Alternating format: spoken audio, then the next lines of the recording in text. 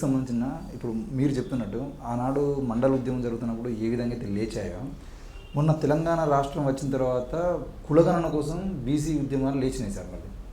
ఇక అంటే ఒక రకంగా చెప్పాలంటే లేచినాయి పడిపోయినాయి అనే పరిస్థితుల్లోకి తీసుకొచ్చారు. ఇక్కడ కారణాలు ఏంటి అంటే అప్పుడు మండల ఉద్యమం జరిగింది కాబట్టి మండల్ కమండల్ మీరు రాసిన పుస్తకం ప్రకారం అయితే మండల్ మందిరు అంటే ఈ కోణం అక్కడ కనబడుతుంది. కానీ ఇక్కడ కేవలం కాంగ్రెస్ పెట్టిన హామీ మేరకే మా కులగణన జరగాలనే పేరుతో లేచింది. వాళ్ళు కులగణన చేస్తామనగానే పడిపోయింది. రైట్. ఇప్పుడు మండల్ జస్టిస్ మండల్ అని ఆయన ఆ కమిషన్ని జనతా పార్టీ హయాంలో వేశారు కదా, అంటే 80 ముందు. సో అప్పుడంటే ఇది వేసి అప్పటికే ఎక్కువ సంఖ్యలో బీసీలు ఉంటారనే ఎగ్జంప్షన్తో అందులో సగం పెట్టి ఉంటాడు అంతే కదా. 27 అంటే 27 అంటే సగం పెట్టి ఉంటాడు. అంటే ఏ రకమైన అంచనా చూసినా కూడా 50 దాటి ఉన్నారు, ఇప్పుడు 60 దాటి ఉంటారని అనుమానం. So Karpoori Thakur reservations apply చేసినప్పుడు కూడా ఎక్కువ మంది ఉన్నారు కాబట్టి ఆయన చేశారు. ఆయనకన్నా ముందు, దీనికి మండల్ కన్నా ముందు కర్పూరి ఠాకూర్. సో కాబట్టి ఈవేళ కుల వృత్తులు కేవలం రిజర్వేషన్స్ మీద మాత్రమే కాదు, మీ రాజకీయ నాయకుల, మీ పార్టీల సంక్షేమ పథకాల బండారం బయటపడద్ది. ఎవరెవరికి ఇవ్వాలి, ఏ కులాలు నష్టపోయాయి, ఏ వృత్తులు చేసుకునేవాళ్ళు వీధిన పడ్డారు. ఇంకా కులగణన ఏంటండి, అసలు కోవిడ్డే కులగణన చేసి పెట్టింది. కోవిడ్డే కులగణన చేసి పెట్టింది. కోవిడ్ సమయంలో వలస పెట్టినటువంటి కూలీలు రోడ్ల మీద, రైలు పట్టాల మీద ఆకలి చావులు చచ్చిపోయారు. ఆ చనిపోయిన వాళ్ళందరూ ఎవరు? అధిక భాగం ఓబీసీలు. ఇది వలస భారతంలో ఉన్నటువంటి ఓబీసీలు. అర్థం కావడంలే. మళ్ళీ రిజర్వేషన్ ఇవ్వడానికి కులగణన వచ్చే వరకు వెయిట్ చేస్తావా? వచ్చాక ఏం చేస్తావో చూస్తాం కదా. వచ్చాక ఏం చేస్తావో చూస్తాం. జనగణన వచ్చిన తర్వాత మీరేం చేస్తారో చూస్తాం. కాబట్టి ఓబీసీలకు సంబంధించినటువంటి చైతన్యం, తమ ఆర్థిక చైతన్యం పోయి పారమార్థిక చైతన్యం వచ్చింది. అంటే ఆధ్యాత్మిక చైతన్యం వచ్చింది. మంచిదే ఆధ్యాత్మిక చైతన్యం, కానీ అది ఏ రకంగా ఉంది, ఎందుకు వస్తుంది? మాకు లేనిదేదో మనకి కొత్తది కలిగించింది, మనకు లేని గౌరవాన్ని ఈ భారతీయ జనతా పార్టీ మరి ఇచ్చింది అనేటువంటి ఒక అనుమానం వల్ల, ఒక విశ్వాసం వల్ల మాత్రమే ఉంది. కానీ దానికి చేత క్యాస్ట్ సెన్సెస్తోనే సర్వం అయిపోదు. Caste census is not panacea. అది సర్వరోగ నివారణ కాదు ఓబీసీలకు సంబంధించినటువంటిది. సో ఓబీసీలకు సంబంధించినటువంటి పని చేసినటువంటి వాళ్ళు కర్పూరి ఠాకూర్ ఉన్నారు. అట్లాగే నిజానికి ఓబీసీలో పనిచేసినటువంటి వాళ్ళల్లో ఇతర కులస్తులు కూడా ఓబీసీల కోసం పనిచేసిన వాళ్ళు. ఆయన వైశ్య రామ్ మనోహర్ లోహియా, కానీ ఓబీసీల గురించి నిలబడి మాట్లాడినటువంటి వ్యక్తి కదా. సో కాబట్టి ఇలాగా Vishwanath Pratap Singh is a Rajput, but he stood behind OBCs. So కాబట్టి ఇవాళ ఓబీసీలు నష్టపోతున్నంటే మన వృత్తుల భారతం కుంగిపోతున్నట్టు లెక్క. సో దానికి సంబంధించిన కొత్త చైతన్యం మీరు ఎన్నాళ్ళు దాస్తారు? దాయకుండా ఎప్పుడొకప్పుడు బయటకు వస్తుంది, ఇప్పుడైనా వస్తుంది. అసలు అది కులగణన పేరుతో కొత్తగా వస్తుంది. ఇది కొంచెం ముందుకెళ్ళిందని కులగణన మళ్ళీ మారే అవకాశం ఉంటుంది. అంటే ఆ రోజు నుండి మనకు నాయకులు ఎవరైతే వస్తారో బీసీ వాళ్ళని, అంటే ఇప్పటికీ చాలామంది బీసీ ముఖ్యమంత్రులు చేసిన వారు ఉన్నారు కదా, కానీ వాళ్ళ ప్రాంతాలకే పరిమితం.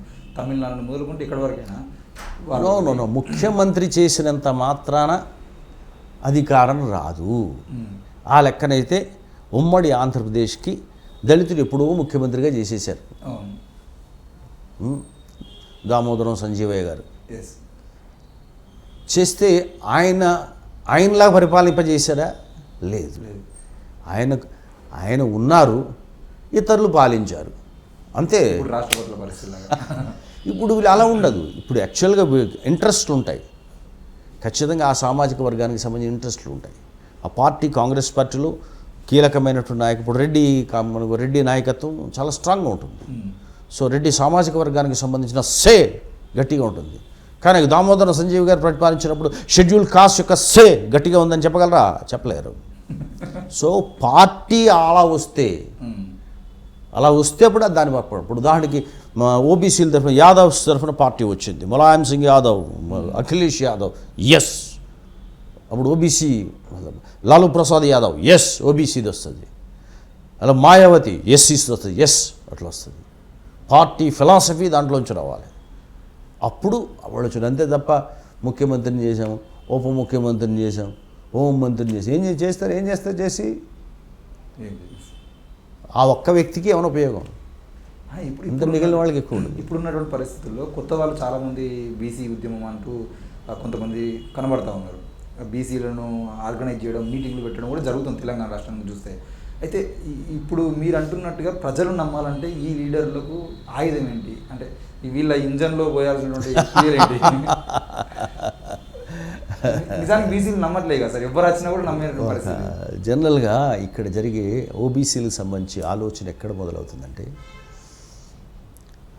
సహజంగానే ఒక సమూహంలో ఏ సమూహం ముందు కులవృత్తిని వదులుతుందో, కులవృత్తి నుంచి వాణిజ్యంలోకి లేదా ఉద్యోగాల్లోకి ఏది తొందరగా వెళుతుందో ఆ సమూహం అభివృద్ధి చెందుతుంది.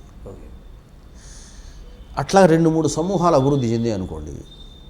ఉదాహరణకి మనకి ఇక్కడ మున్నూరు కాపు, తర్వాత గౌడ్, అట్లా అభివృద్ధి చెందారు. వెంటనే పైనున్న రాజకీయ పార్టీలు ఏం చేస్తాయంటే, ఈ అగ్రవర్ణ నాయకత్వంలో ఉన్న రాజకీయ పార్టీలు, ఒరే మొత్తం మీకు రావాల్సిన అటు తినేస్తున్నాడా, అక్కడ మున్నూరు కాపే, ఇక్కడ గౌడే, లేదా ఇక్కడ ముదిరాజే, మరి కంసాళ్ళు ఏమయ్యారా, కుమ్మర్లు ఏమయ్యారు, సో మోస్ట్ బ్యాక్వర్డ్ క్లాసెస్ ఏమయ్యారు? ప్రశ్న గొప్పగా ఉన్నట్టు అనిపిస్తుంది. కానీ ఒక ఓబీసీ సమూహానికి మరో ఓబీసీ సమూహాన్ని దూరం చేస్తున్నారు. ఈ చిన్న లాజిక్ని అర్థం చేసుకోరు. సో వెంటనే మన సమీపంగా ఉన్నవాడి మీద, ఉపకులం వాడి మీద వచ్చిన కోపం పెద్ద కులం వాడి, పై కులం వాడి మీద రాదు. ఒక ఓబీసీకి సాటి ఓబీసీ ఇంకొక సమూహం మీద వచ్చిన కోపం వాడిని ఆధిపత్యం దాని మీద రాదు, వస్తుందా? రాదు.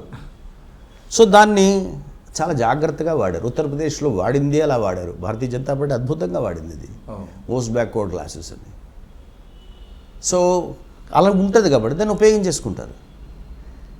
అందుచేత మీ అభివృద్ధి చెందిన వాళ్ళు మళ్ళీ వెనక్కి చూడడం కూడా నేర్చుకోవాలి, లేకపోతే నీకే నష్టం.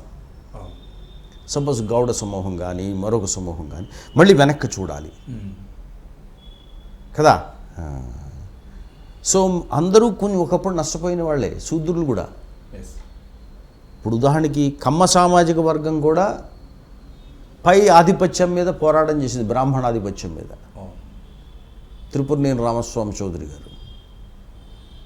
ఒక్కసారి మీరు డెవలప్ అయ్యాక కిందకి చూడాలిగా, మరి మీరు వెళ్ళి పైన వాళ్ళు మిగిలిన శూద్రుల వైపు చూడాలా, చూసారా? మరాఠాలు మహారాష్ట్రలో కిందకి చూసారా? చూడాల. కాబట్టి వాళ్ళు తమ లీడర్షిప్ ఇస్తూనే కింద దాన్ని చూడడం మొదలుపెట్టి ఈ లింకింగ్ జరిగితే, ఈ ఫిలాసఫీ జరిగితే అప్పుడు ఓబీసీ సమూహాలు ముందుకు వెళ్తాయి. మోస్ట్ బ్యాక్వర్డ్ కనుక ఇంకా మోస్ట్ బ్యాక్వర్డ్ అని కూడా ఎవడో తీస్తాడు, లీస్ట్ బ్యాక్వర్డ్ అని కూడా తీస్తాడు.